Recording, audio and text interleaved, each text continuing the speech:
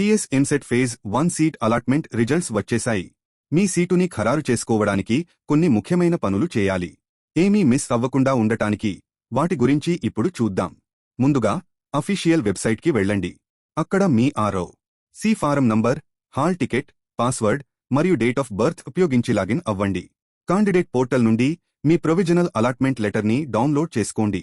ఈ లెటర్లో మీకు ఏ కోర్సు, ఏ కాలేజీలో సీటు వచ్చిందో, మీ కేటగిరీ మరియు మీరు కట్టాల్సిన ట్యూషన్ ఫీజు ఉంటే వివరాలు ఉంటాయి.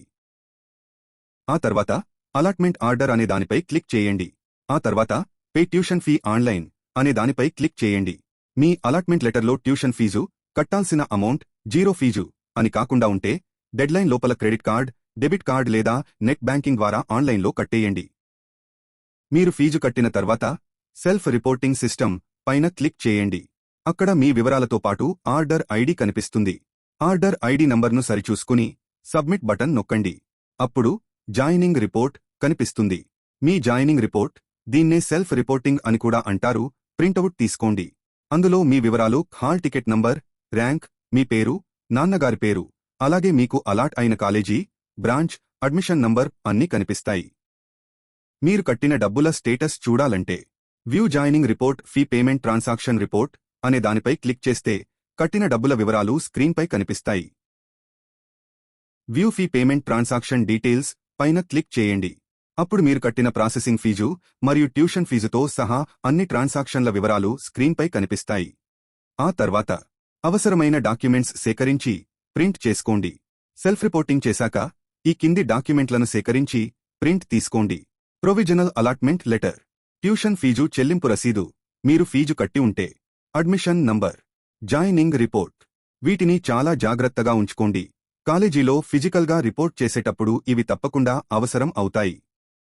తర్వాత ఏం జరుగుతుంది? ఇప్పటికీ మీ సీటు తాత్కాలికంగా కన్ఫర్మ్ అయినట్లే.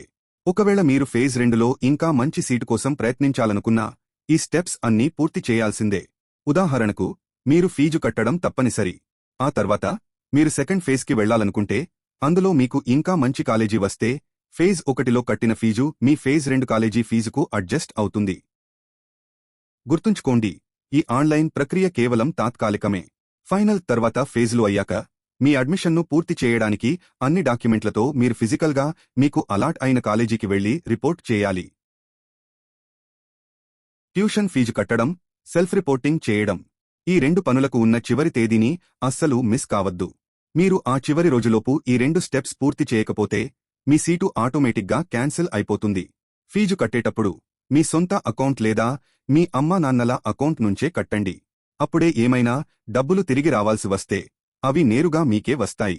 సెల్ఫ్ రిపోర్టింగ్ చేసేటప్పుడు మీరు ఆన్లైన్లో ఒక హామీ ఇవ్వాలి. అదేంటంటే, దోస్త్ లాంటి ప్లాట్ఫామ్స్ ద్వారా మీరు ఇంకేదైనా అడ్మిషన్ తీసుకుని ఉంటే దాన్ని క్యాన్సిల్ చేసేస్తానని చెప్పాలి. మీకు వచ్చిన అలాట్మెంట్ లెటర్లో ఏమైనా ప్రత్యేక సూచనలు ఉన్నాయో లేదో చెక్ చేసుకోండి. వాటిని జాగ్రత్తగా పాటించండి. దీని తర్వాత కాలేజీలో ఫిజికల్గా రిపోర్ట్ చేయడం గురించి, ఇంకా తర్వాత ఫేజ్ల గురించి వచ్చే సూచనల కోసం ఎదురుచూడండి. మీకు ఏమైనా ప్రశ్నలు ఉంటే కింద కామెంట్స్లో అడగండి. నేను కొన్ని నిమిషాల్లో సమాధానం ఇస్తాను. ఈ వీడియో మీకు హెల్ప్ అయితే మరిన్ని అప్డేట్స్ కోసం దయచేసి లైక్ చేయండి, షేర్ చేయండి, ఇంకా సబ్స్క్రైబ్ చేసుకోండి.